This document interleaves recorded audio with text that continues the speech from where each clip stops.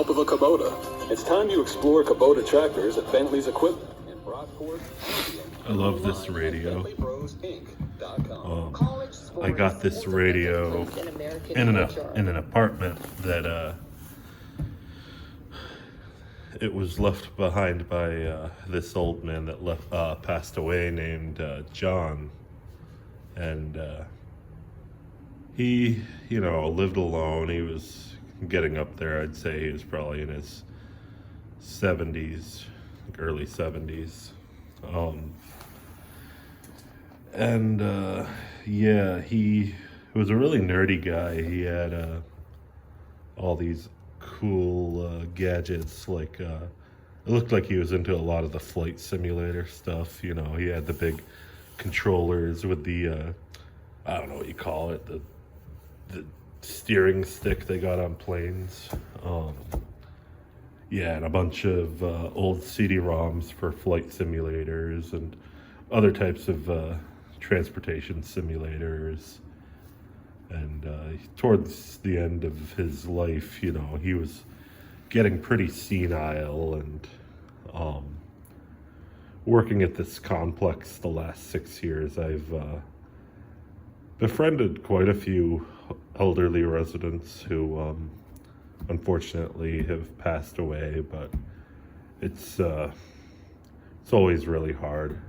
But I remember working with them and how sweet they were, and it seems like the older folk a lot of times treat the maintenance personnel on the complex very kindly, and they really appreciate the help more than some of the younger clientele. Don't get me wrong, everyone here is pretty nice for the most part, but it's just the seems like the elderly were very, very proficient about building community.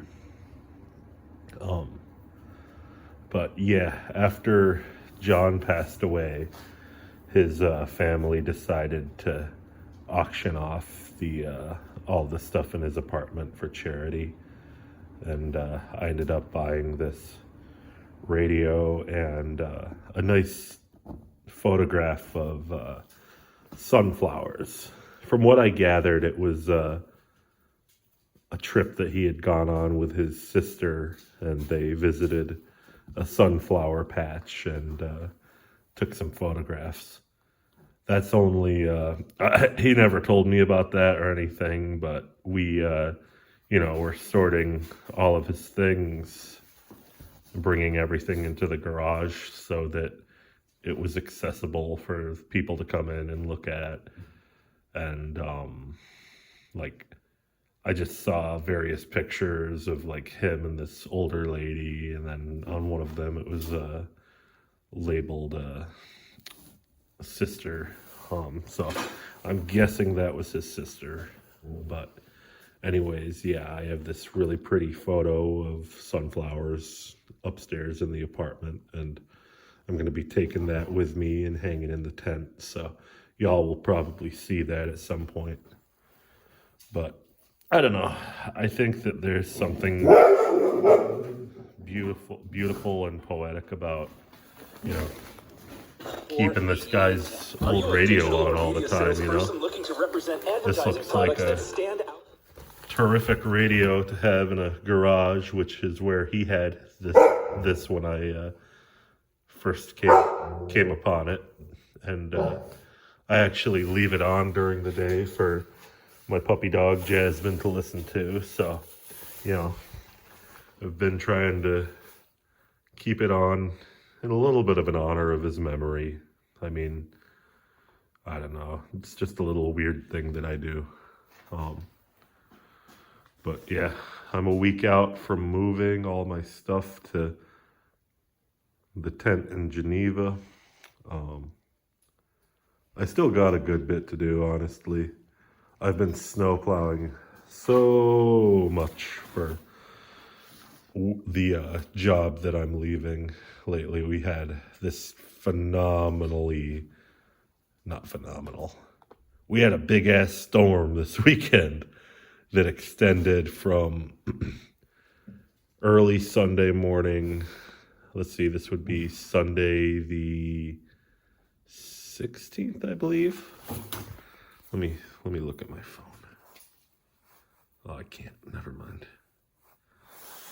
So it was somewhere around February 16th or 17th, so I can remember this. It was a Saturday, early morning. It starts snowing like crazy, and it's alternating between snowing and raining all night Sunday morning.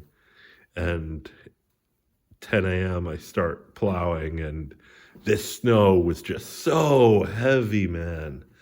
The plow truck was having a hard time pushing it after about, let's say 12 feet of pushing the snow, and all of a sudden the truck's going like just vibrating like crazy as you're pushing the snow. And then you push the snow into the snow banks and pile them all high. And then those suckers freeze, just straight up freeze solid. And then we got a dusting, followed by a little more rain and snow. And I was just plowing from 10 a.m. Sunday morning to 11 p.m. Sunday night. So it was a long ass day. And then I go to sleep. And then 6 a.m. I get a text from the service manager, the new one. Like, hey, can we go out and plow? I told him I needed 2 more hours of sleep. But then at 6:30, I'm like, I'm fucking bored. So I got in the plow truck and started. And thankfully, that only went until about, let's see. It was about 3 or 4, I think it was 3:30 p.m. when I finished. So that one was only from 6:30 to 3:30, which felt a lot better than the goddamn 13-hour day the day before. So I was happy. And I had some of the Bulldog, I don't know if that's how you pronounce the brand Bulldog. They're Korean spicy ass noodles. And I had the 2X spicy noodles for lunch, and that kept me nice and warm. Of course, it stays really, really warm in the plow truck already. So I just wanted to have something spicy because I like spicy food. Yep. Today is Tuesday. It's trash day. I'm filling my cans and taking them out. I don't know if trash is going to actually come today because of the weather. But I'll have it out there in case they are. I'm really not going to miss the constant trash cans freaking blowing away here in Webster. Seems like every week, Monday and Tuesday are really, really, really windy. And they blow people's trash cans all over. And I've been saying for years, like, hey, why don't we put up some fencing that way you can enclose the trash cans from the wind. And the regional manager threw a big stink because people were keeping their garbage cans outside the garage doors. And there's 2 schools of thought on that. I think it's better to keep your trash cans right outside the garage doors because they don't get hit with the wind as hard and they don't blow away, and you don't have to have your garage smell like stinky garbage.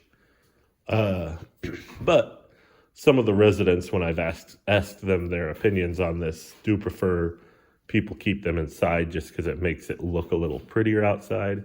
So it's purely a debate of function versus form.